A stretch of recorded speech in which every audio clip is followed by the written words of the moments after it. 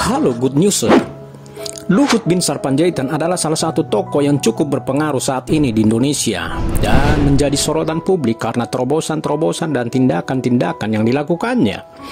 Sejak berkarir di militer, LBP sudah menunjukkan dedikasinya pada negara dan bangsa dan yang telah menorehkan banyak prestasi gemilang ini hingga masa purnabaktinya pun ia masih mengabdikan diri untuk Ibu Pertiwi. Pria kelahiran Simanggala Toba Samosir, Sumatera Utara ini adalah juga pernah menjadi tokoh politik yang dihormati di tanah air hingga ia dipercaya menjadi menteri di masa dua presiden yang berbeda, Gus Dur dan Jokowi. Berikut ini 5 fakta gemilang tentang Luhut Binsar Panjaitan versi Good News Top. Sebelum kita lanjut, jangan lupa subscribe dan bunyikan loncengnya ya, agar tidak ketinggalan news berikutnya. Terima kasih. 5. Newsmaker. Seakan tidak pernah habis-habisnya pemberitaan tentang Luhut Binsar Panjaitan di media sosial, baik media televisi maupun media YouTube, terutama saat menjadi menteri di kabinet Presiden Joko Widodo. Hal itu dikarenakan sepak terjang dan urusan-urusan penting negara yang seringkali banyak ditangani oleh LBP di dalam maupun di luar negeri. Tak heran, awak media pun seakan menanti apalagi yang akan dikerjakan oleh LBP terkait urusan-urusan kenegaraan yang diembannya. Tiada hari tanpa berita Luhut. Karenanya tidak salah kalau Karni Elias menyebut LBP sebagai newsmaker. 4. Jenderal berprestasi. Luhut Binsar Panjaitan adalah lulusan terbaik dari Akademi Militer Nasional Angkatan tahun 1970, sehingga ia mendapatkan penghargaan Adi Makayasa, penghargaan terhormat dari Akademi Militer. LBP merupakan salah satu prajurit pilihan dan berbakat saat masuk di pasukan elit TNI Angkatan Darat Kopassus, dan karir militernya pun banyak dihabiskannya di sana. Di kalangan militer, ia dikenal sebagai pendiri dan komandan pertama Detasemen 81, Satuan Tugas Penanggulangan Teror yang dimiliki Korps Baret Merah tersebut.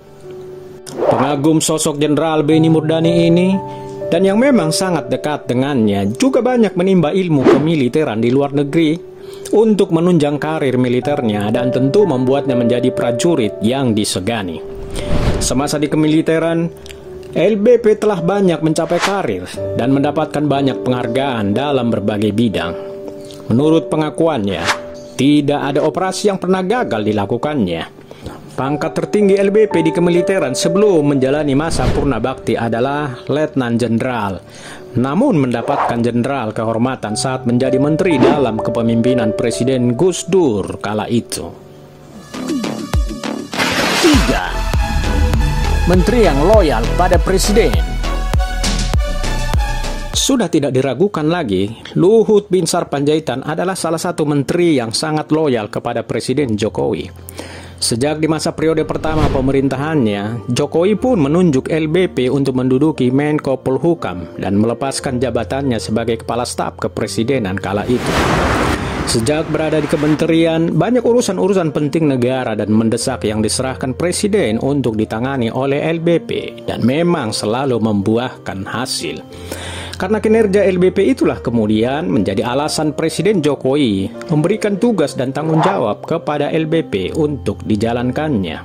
Di dalam 2 periode pemerintahan Jokowi sampai sejauh ini, LBP sudah pernah menduduki 6 posisi menteri. Dalam hal ini pernah menjadi pelaksana tugas kementerian menggantikan menteri yang bermasalah dan beberapa kali sebagai menteri ad interim atau menteri sementara menggantikan sementara menteri yang terlibat kasus atau karena alasan sakit. Luhut Binsar Panjaitan adalah seorang Menko dan memang seorang menteri yang banyak bekerja dan pola kerjanya adalah teamwork sehingga terlihat banyak mengurusi kementerian-kementerian yang lain. Karena pola kerja yang digunakan oleh LBP yang demikian ini, lalu kemudian banyak pihak-pihak yang menyorotinya sebagai menteri segala urusan.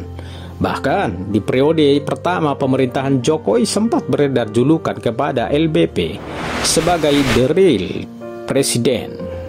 Hingga sampai saat ini, Luhut Binsar Panjaitan masih terus menunjukkan kerja keras dan loyalitasnya kepada Presiden.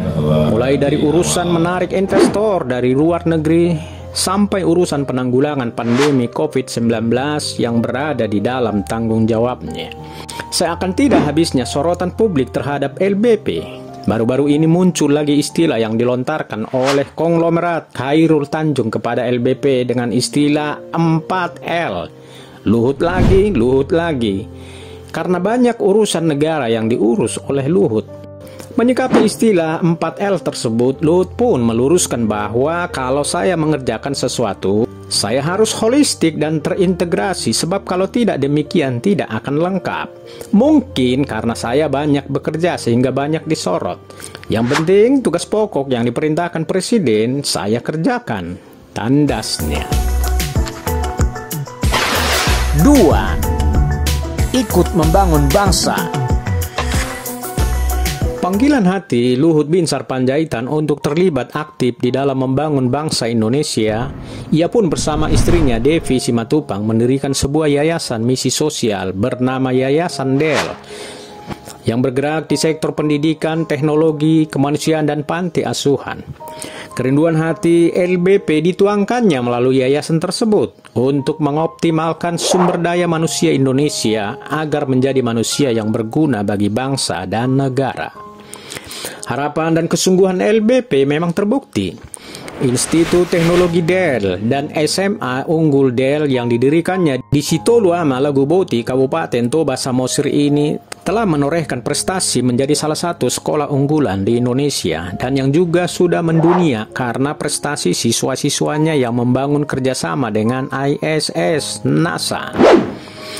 Institut Teknologi DEL yang ditujukan bagi anak-anak yang berbakat dan juga bagi anak-anak berbakat dari keluarga yang tidak mampu dengan memberikan beasiswa tanpa membedakan status maupun golongan. Institut Teknologi DEL dan SMA Unggul DEL sampai sekarang ini sudah menamatkan banyak anak-anak berbakat yang kelak ikut membangun masa depan bangsa dan negara sebagai perwujudan cita-cita luhur Luhut Binsar Panjaitan bagi bangsa ini. 1. Tokoh Kristen yang dihormati. Sosok Luhut Binsar Panjaitan di kalangan Kristen bukanlah sosok yang asing, sebab LBP tidak jarang didaulat sebagai narasumber atau tamu kehormatan dalam acara nasional Persekutuan Gereja-Gereja Indonesia maupun dalam pertemuan acara-acara organisasi gerejawi. Dia meminta agar gereja-gereja di Indonesia dapat mendalami permasalahan-permasalahan di tengah kehidupan bermasyarakat dan berbangsa untuk diimplementasikan dalam metode pelayanan gereja. Dalam kesempatan yang lain, LBP juga meminta kepada para pendeta dan gereja-gereja agar berperan aktif di dalam mendukung pembangunan Indonesia. Gereja harus meningkatkan, mendorong sumber kualitas SDM daripada umat Kristiani. Secara khusus, ia pernah meminta kepada para pendeta dan gereja-gereja yang ada di wilayah Toba Samosir dan sekitarnya untuk ikut memberikan edukasi kepada masyarakat yang ada di wilayah Tobasa dan sekitarnya agar ikut mendukung Danau Toba sebagai destinasi wisata super prioritas dari pemerintah pusat. Pria yang terdaftar sebagai anggota jemaat HKBP ini pernah berucap, "Jangan tanya saya tentang perjalanan iman, karena saya sudah banyak mendapatkan anugerah Tuhan sepanjang hidup saya." Tidak diragukan lagi iman sang jenderal yang satu ini dari awal karir di militer dengan segala tantangan yang dihadapinya hingga sampai sekarang ini. Yesus adalah Tuhan dan Juru Selamatnya. Sehat selalu buat Opung Luhut Binsar Panjaitan. Salam.